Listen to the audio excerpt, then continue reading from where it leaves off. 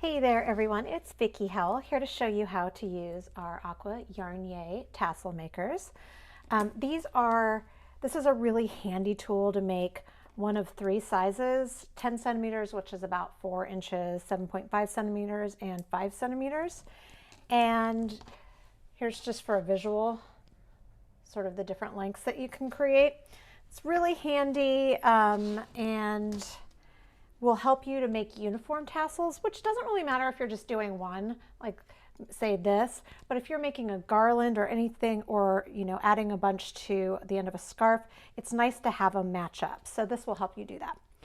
Okay, so the first thing that you want to do is you want to gather your tools, your other tools. So you've got your tassel maker, just get some scissors, and then some kind of darning needle. Doesn't matter what kind, just as long as the eye is big enough for your yarn to fit through. Then you want to decide what length tassel that you're going to make. I'm going to go for the longest one here, the 10 centimeter, and you want to rotate it to the right. And then you want to take your yarn. I'm using a double strand of 2 yarns. It doesn't really matter. You can use 1 strand. You could use 3 strands, whatever you need to do. And you're just going to start wrapping it around.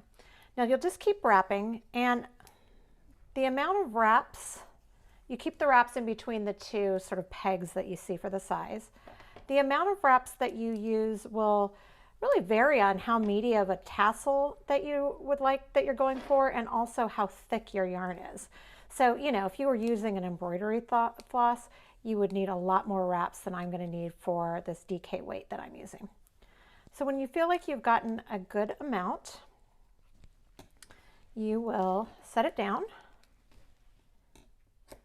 And then you'll take just 1 strand of whichever yarn that you'd like and thread it through your needle. And this is to make what will be the hanging loop. So if you're going to attach it to anything, you want to have a way to do so. So that's what this will do. So you just need a little length of yarn, and the length, just again, it's up to you. It depends on how long you want it to hang. So then you're just going to wiggle waggle your needle underneath all strands at the top of your yarn bunch. You can ditch the needle. You could probably even skip the needle. You could push it through with your nails, but it just makes it go faster. And then you just want to knot it at the top. And, make it pretty secure. Just a plain old knot. And then from here, you can leave it like this if you were going to go tie it onto something, or I like to knot my ends together because then I have a loop right there. But again, that's complete preference, personal preference. Okay, from here, we're going to trim the edges. So on the opposite end that we put the hanging loop, we will start trimming as close to the end as you can. And that kind of frees all of your fringy bits. All right, so next up what we need to do is we need to create the little head of what will be our tassel. So to do that, we're going to pick one of these slots. And this is another time where you pick the slot that goes with how thick and bulky your yarn is.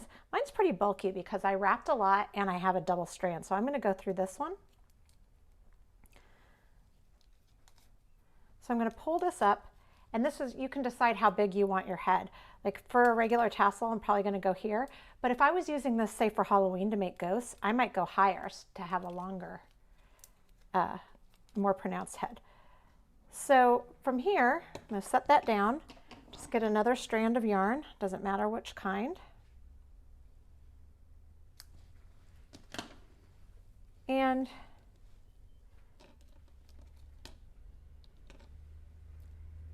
just tie it around. See, that creates the head. So you're going to tie it.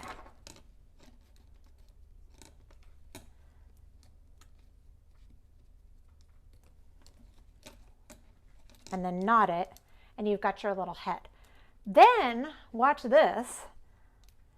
You are going to flip over your tassel maker and pull, slowly pull your tassel until you get around to where the shortest one of your little bits are, probably around here. You don't want to pull too much because you don't want them to get lost in there. And this is how you create an even tassel. You're just going to cut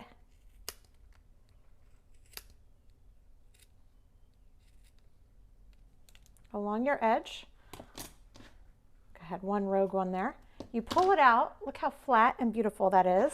I mean, not super rad. And then from here, you can do one of two things. You could just tie this, you could let it hang, or if you want to have an extra little bit of flair, you can take your